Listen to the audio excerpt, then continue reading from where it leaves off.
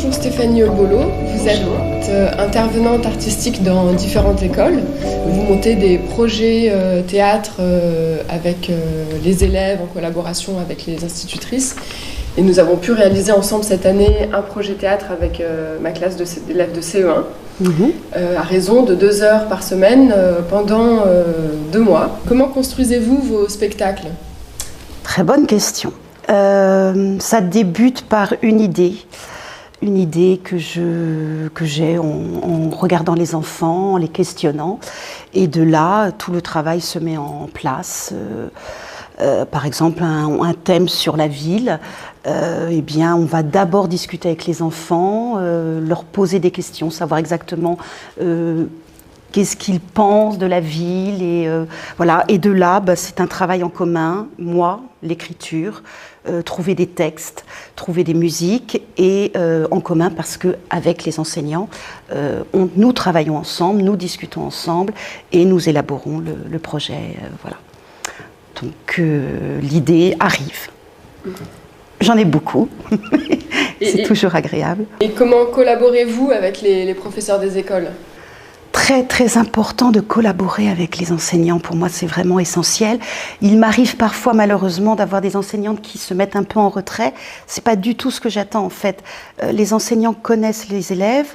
Moi, je les aborde, je commence à les connaître petit à petit.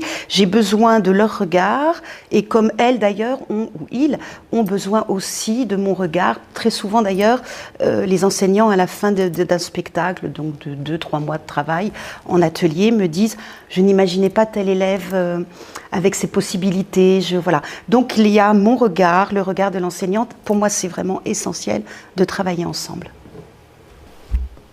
Et qu'est-ce qui vous semble le plus important dans votre métier ? Alors, il y a évidemment l'évolution de l'enfant, de l'élève. Pour moi, ça c'est primordial.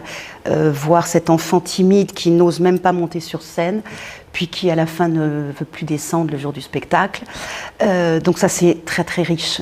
Voilà, cette relation avec l'enfant, l'élève.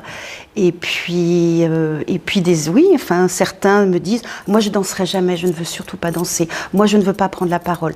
Et finalement, petit à petit, en se connaissant, ah, je veux bien finalement un texte, Stéphanie. Est-ce que je pourrais apprendre une poésie ? Finalement, je suis d'accord pour la danse. Voilà. Et c'est tout ce travail qui est valorisant pour moi et je pense très valorisant pour les élèves. Donc voilà, c'est un vrai bonheur de faire ce métier.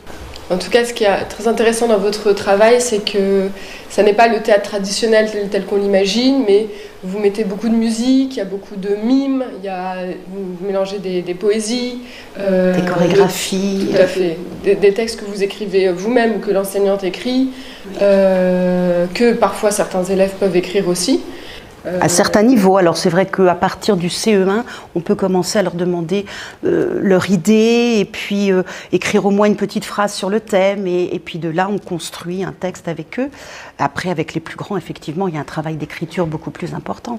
Mais oui, c'est ne faire que du théâtre ou que de la danse ou que du mime, ce ne sont pas des professionnels, ce sont des élèves élémentaires, souvent cours élémentaires.